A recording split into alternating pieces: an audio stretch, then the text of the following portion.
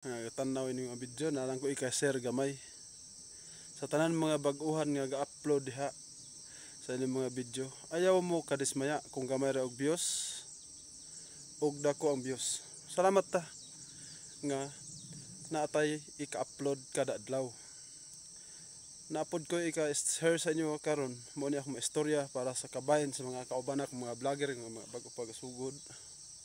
Mao ni paminawa lang ninyo o tiwasan ninyo ang video para sa kuha wala gig basihan kung unsa kadugayon na kag vlog og pinakadako kag views og pinakadako na kag followers.